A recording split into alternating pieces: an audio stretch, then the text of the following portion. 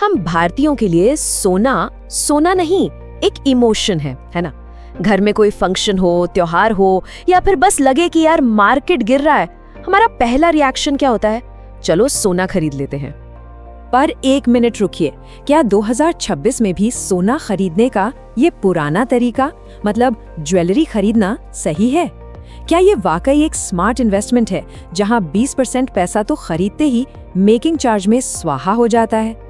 तो आज हम करने वाले हैं गोल्ड इन्वेस्टिंग का एक पूरा पोस्टमार्टम। हम 3 सबसे पॉपुलर तरीकों की गहराई से जांच करेंगे, फिजिकल गोल्ड, डिजिटल गोल्ड और सॉवरेन गोल्ड बॉन्ड्स, और पता लगाएंगे कि दौलत बनाने के लिए असली विनर कौन है। ठीक है, तो इन्वेस्टिगेशन शुरू करते हैं। पार्ट 1, हमारा सबसे जाना पहचाना तरीका फिजिकल गोल्ड, यानी सोने के गहने और सिक्के। देखिए, फिजिकल गोल्ड के साथ सबसे पहली और सबसे बड़ी दिक्कत है मेकिंग चार्ज। ये 10 से 25% तक हो सकता है। मतलब आपने 1 लाख का सोना खरीदा और दुकान से बाहर निकलते ही उसकी वैल्यू 80,000 रह गई। ये तो सीधा सीधा नुकसान है। और कहानी यहीं खत्म नहीं होती। ऊपर से लगता है 3% का GST, जो आपको सोना बेचते वक्त वापस नहीं मिलता। ये एक और चोट है आपकी इन्वेस्टमेंट पर। तो फैसला एकदम साफ है। फिजिकल गोल्ड पहनने के लिए, किसी को गिफ्ट देने के लिए बहुत अच्छा है, लेकिन अगर मकसद सिर्फ और सिर्फ इन्वेस्टमेंट है तो ये सबसे खराब ऑप्शन है। इन सारे खर्चों को मिलाकर ये इन्वेस्टमेंट कम और खर्चा ज्यादा लगता है। चलिए अब आते हैं इन्वेस्टिगेशन के पार्ट 2 पर। बात करते हैं नए जमाने के डिजिटल गोल्ड की, जो आजकल हर पेमेंट ऐप पर मिल जाता है। डिजिटल गोल्ड सुनने में बड़ा आसान लगता है ना? बस एक क्लिक और सोना खरीद लिया। पर इसमें एक छिपा हुआ चोर है, जिसे कहते हैं स्प्रेड। मतलब खरीदने और बेचने के रेट में एक फर्क होता है।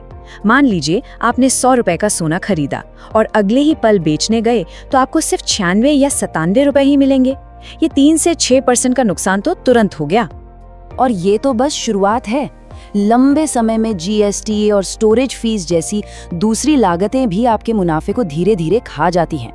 तो कुल मिलाकर ये भी इन्वेस्टमेंट के लिए कोई बहुत अच्छा विकल्प नहीं है।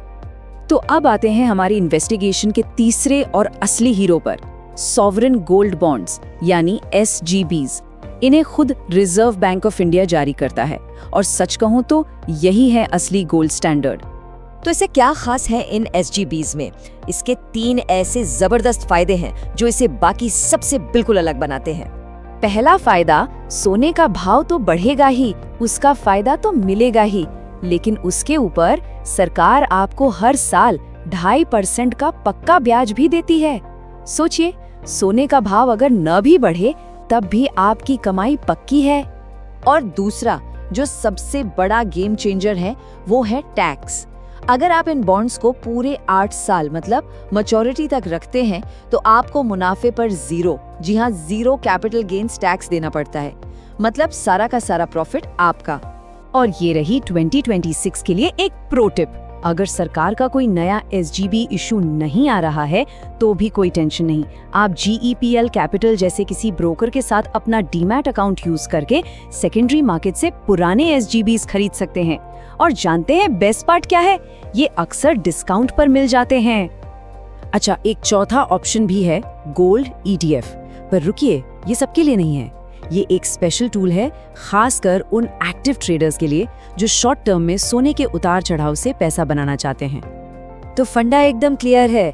अगर आपका नजरिया लंबा है, सालों का है, तो SGBs बेस्ट है।